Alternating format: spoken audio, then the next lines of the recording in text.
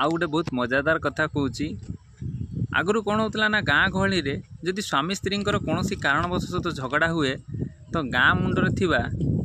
बरगछ हो कि ओस्त गछ हो बहु पुरातन गछ जो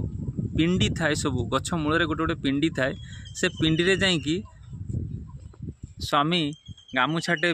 कांधे पकईकी से पिंडी को झाड़ी दे से हाथ रखी किसी समय पर शोई जाए सहत जमी से टेंशन मुक्ति पाई जाए बरगछ हो कि ओस्त गछर सुलु सुलु पवन रे किसी समय पर पुणी सी जमिति पूर्वर थिला सेमती नॉर्मल कंडीशन में जाइकी पहुँची जाए ता माने होची कोठी ना कोठी मनुष्यर सबू प्रत्येक सुख दुख रे यही बरगछ ओस्त गछ बहु पुरातन गछ साक्षी रही तो खुशी बेले भी साथी रे दुख बेले भी साथी रे केते पूर्वज माननकु ये गछ देखि सारिची आउ ता आमे कहि परिबानी खुशी लागला मुझे बरगछ मूल बसिकी किसी समय आपण मान सहित जो भाषा